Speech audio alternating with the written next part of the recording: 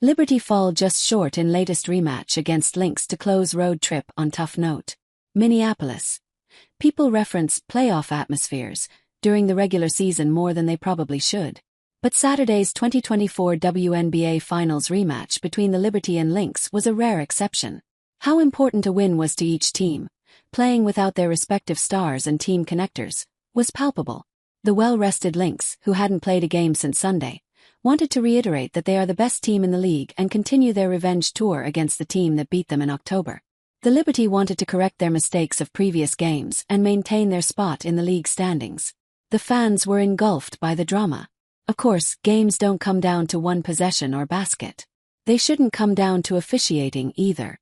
But the travel-weary and short-handed Liberty's 86-80 loss to the Lynx on Saturday was a frustrating end to the best game New York has played since Breanna Stewart went down with an injury July 26. With under a minute left and the Lynx up by 1, a high pick-and-roll for Courtney Williams resulted in a Liberty defensive breakdown that the Lynx exposed. As Alana Smith rolled to the rim, Leonie Febick went to guard Smith in the paint, leaving Kayla McBride wide open. Jonquil Jones was slow getting to McBride, whom Williams fed for the three that built the Lynx lead to 4 with 31.9 seconds left and sent the Target Center crowd into a frenzy. Febick's bucket trimmed it to 2. Natasha Cloud missed a layup that would have made it a 1-point game. The Lynx ended the game on a 12-2 run.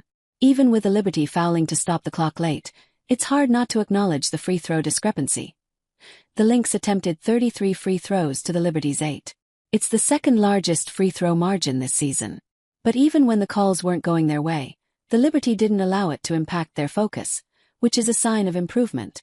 "It is frustrating because you mentioned the free throw difference. It's just insane," Kennedy Burke said. "But we have to be more aggressive to attack the basket and make them make those calls. So at the end of the day, we have to control what we can control, and that's our energy and attitude for 40 minutes. The Liberty trailed by as many as 15 points in the first half but trimmed the Lynx lead to 5 at halftime. New York punched first out of the break, rattling off a 6-0 run to take its first lead of the game. But the Liberty's fatigue set in as the game wore on, and in the end, their late-game execution wasn't sharp.